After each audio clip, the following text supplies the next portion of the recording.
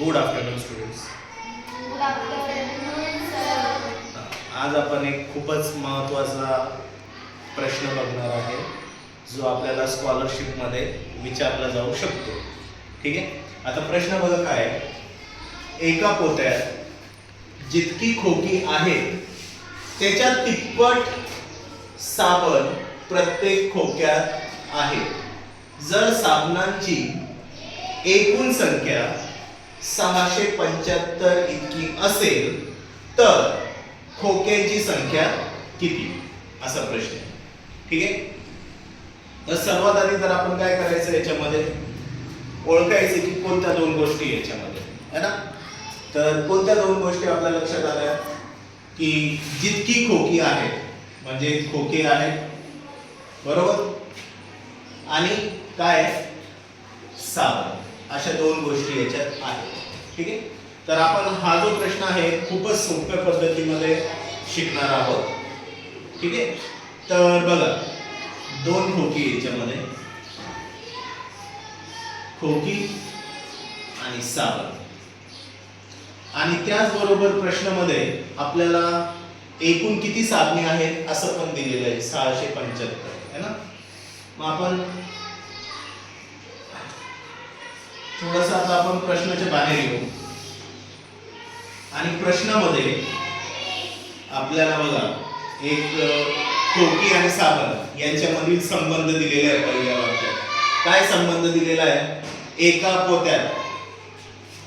एका पोत्यात जितकी खोकी आहे त्याच्या किती पट साबण आहे, किती पट साबण आहे, तिप्पट साबण आहे.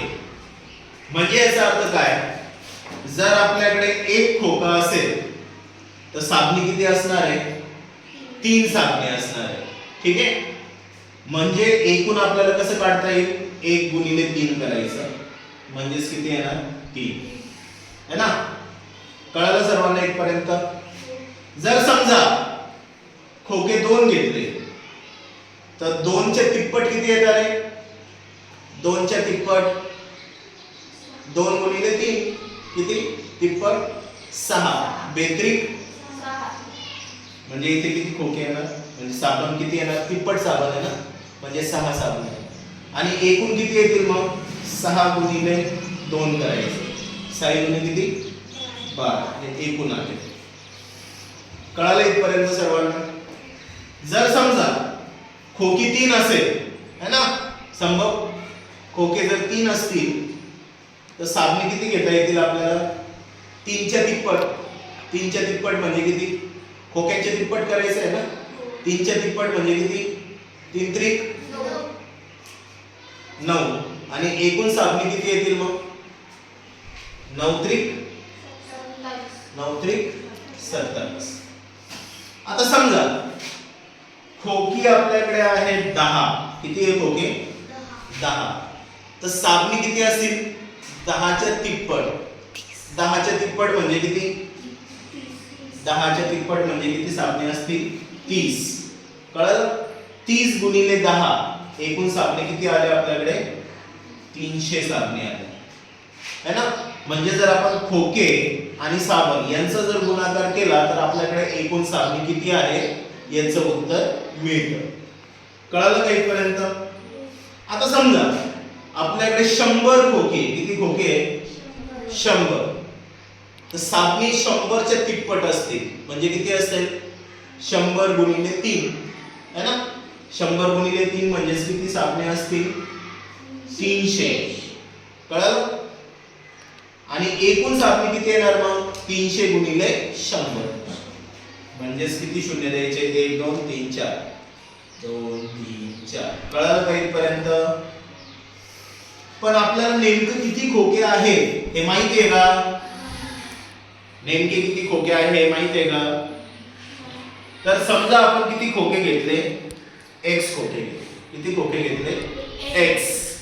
तर साबणे किती असणार आहे, x च्या तिप्पट असेल ना, x च्या तिप्पट असणार म्हणजे किती असणार, 3x असणार.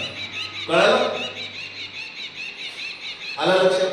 मग 3x गुणिले x जर केलं तर किती येतं, 3x चा वर्ग. 3x चा वर्ग काय असणार आपला एकूण साबणी असणार. कळलं? पण प्रश्नामध्ये बघा बरं आपल्याला एकूण साबणी दिलेलं आहे ना. किती एकूण साबणी? 675. हे आपल्याकडे असणाऱ्या एकूण साबणी आहे. बरोबर? म्हणून आपण काय करायचं आता, हे जे शेवटचं आलेलं आहे 3x वर्ग, याला कशा सोबत दाखवायचं? 675 सोबत दाखवायचं. कळलं? 3 गुणाकार आलाय ना, तिकडे गेल्यानंतर काय होणार? भागाकार. म्हणजेच x वर्ग बरोबर किती येणार? 675 भागिले 3. समजलं? 3 ने भाग दिला तर काय येतं? 2 दुने 6, परत 2 दुने 6, 2 त्रिक सॉरी 2 पंच नाही 3 ने भागला ना. 3 दुने 6, 3 दुने 6 आणि 3 पाचे 15. म्हणजेच x वर्ग बरोबर किती? 225. 225 कोणाचा वर्ग आहे? 225 कोणाचा वर्ग असतो? 15चा वर्ग असतो. कोणाचा? म्हणून आपली जी x ची किंमत आहे ती किती असणार आहे? 15. समजलं? x काय घेतलं होतं आपण? खोके. प्रश्न काय होता आपला? खोक्यांची संख्या किती? आपण खोक्यांची संख्या काय घेतलेली आहे? x. तर x ची किंमत किती आली? 15. तर 15 खोकी आहेत. हे आपलं उत्तर आहे. कळालं सर्वांना?